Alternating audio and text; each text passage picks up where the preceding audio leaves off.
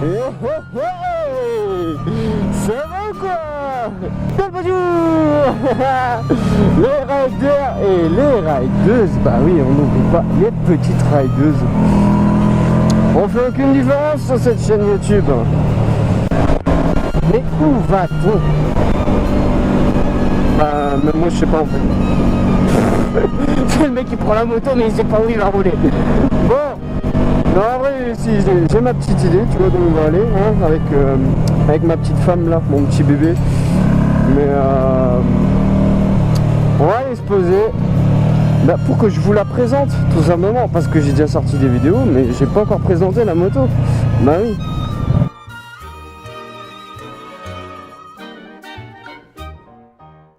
Voilà mon bolide. Qu'est-ce que c'est? Il y a beaucoup de gens qui pensent que c'est une Harley. Eh ben j'aimerais bien. Mais non, on n'est pas sur le pays du rêve américain comme on dit. Elle vient du pays du soleil levant. Bah oui, c'est une japonaise. Custom japonais. De type tondeuse à gazon. Alors on est sur un Honda Shadow 600, 750, 1000, 1100. Eh ben non, même pas. Ah putain, c'est chaud, quel berdoufieux. On est sur un 125. Donc voilà, je me traballe mon petit cul sur un Shadow 125. C'est une année 2001. Donc elle a 19 ans la bécane. Pour son âge, elle roule encore très bien. Par contre, pour les puristes de la Shadow, vous allez sûrement vous dire, mais attends, ça n'a rien à voir avec une Shadow d'origine. Qu'en fait, je l'ai modifiée. Bicylindre en V de 15 chevaux. Donc il y a 15 petits poneys qui se traballent là-dedans. Ça paraît peu, mais en même temps c'est un 125. Mais c'est la limite légale. On peut pas avoir plus de 15 chevaux en 125. Donc 11 kW. Franchement, ce moteur, il est plein. Il est plein partout. Que tu sois en première ou en cinquième, parce que c'est une boîte 5, c'est pas une boîte 6. Il n'y a que 5 vitesses, qui est assez regrettable. J'aimerais bien qu'il y ait une sixième, mais bon, on va pas refaire toute la mécanique. Que tu sois en première ou en cinquième, tu tournes la poignée, bah t'as quelque chose. Bon, en cinquième, ça va pas reprendre comme un gros cube, mais ça reprend quand même et ça ne broute pas. Peu importe quelle vitesse, ça ne broute pas. C'est linéaire, c'est fluide, c'est souple. La boîte de vitesse, pareil, c'est très souple. En troisième et quatrième, ça reprend bien, c'est une bonne reprise.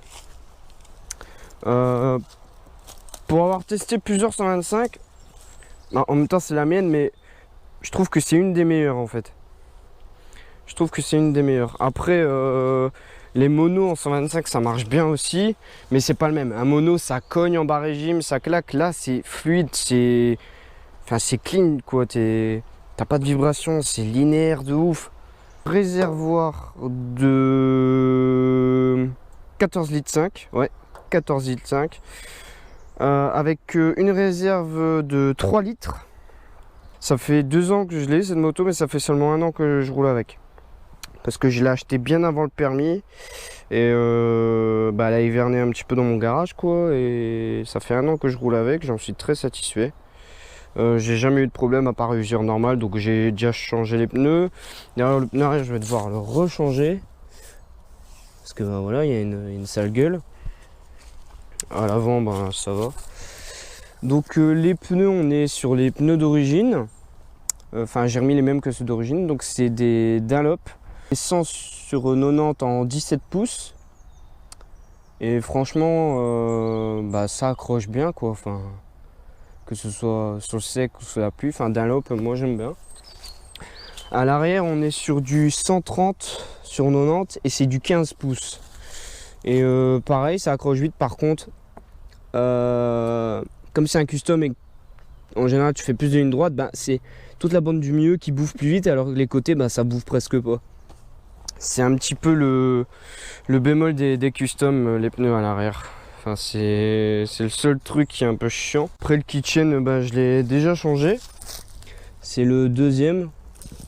Et je suis en pignon de 14 à l'avant et 42 à l'arrière. Et franchement, c'est nickel. Pignon de 14 parce que les vitesses tirent plus longues. Les vitesses sont plus longues. Donc on peut mieux exploiter le régime moteur. Ce qui est assez bien. Là-dessus, d'origine, on a les commandes avancées.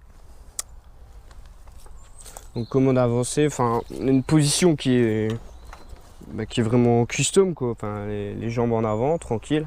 Après moi j'ai rajouté des repose-pieds additionnels que j'ai mis directement sur le cadre. C'est des repose-pieds en métal. Comme ça, quand tu viens faire des longues routes, tu peux poser ta jambe, t'as les jambes tendues. Enfin, ça c'est plus pour autoroute, tu vois. Le d'échappement, c'est celui d'origine. Donc Honda, voilà. Au début, j'aimais pas la longueur. Je trouvais qu'il était beaucoup trop long. Puis après, je m'y suis fait. Par contre, le bruit était pas top.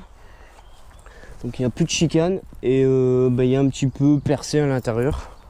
Je fais 2-3 trous pour que ça fasse un meilleur bruit. Je vais te faire écouter ça.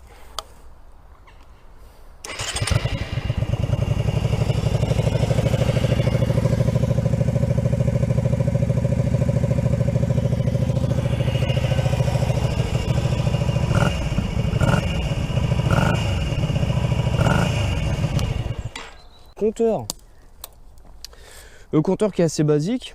On n'a pas de compte tour minute par contre, c'est que au son du moteur. Mais après, moi ça me dérange pas. Donc c'est gradué de 0 à 160, mais cherche pas à 130 compteurs, t'es à fond. Enfin, j'ai déjà réussi à prendre 140 compteurs, donc ça fait 130 réels. Donc quand t'as allumé, t'as le voyant neutre, voyant clignot, le plein phare logique et un témoin de chauffe. Et ici on a le bouton pour le trip, genre le kilométrage complet et le trip essence, genre combien de kilomètres t'as fait avec ton plein. La selle, clairement c'est un canapé, hein, Château d'Axe. Les clignotants, c'est des ailes d'avion, les clignotants d'origine.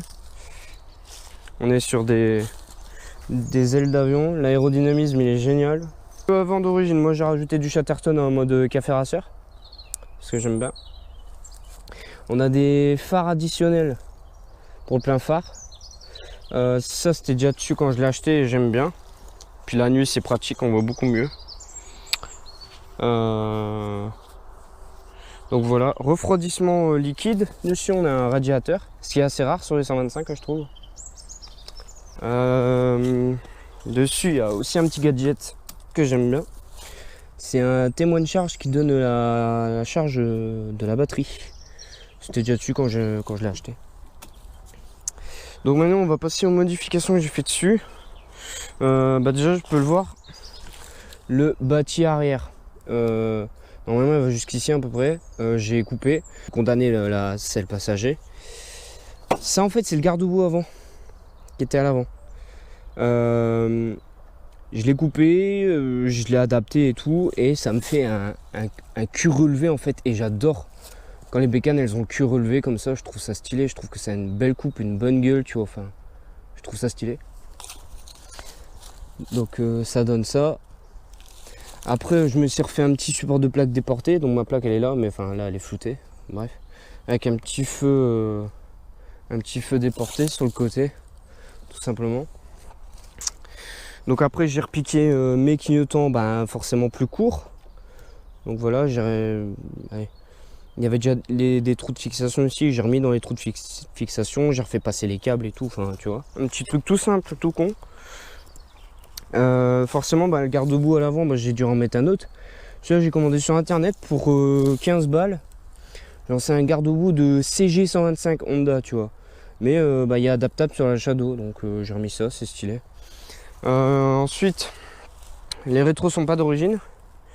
C'est des tout petits rétros, tout fin, tout effilé, mais je trouve que ça suit bien avec le style moto, tu vois. Il y en a qui me disent que ça fait rétroviseur de Batman, mais enfin moi je m'en branle, enfin moi j'aime bien. On voit juste ce qu'il faut, puis après les angles morts, tu tournes ta tête, hein, t'es en moto, hein, t'es pas en voiture.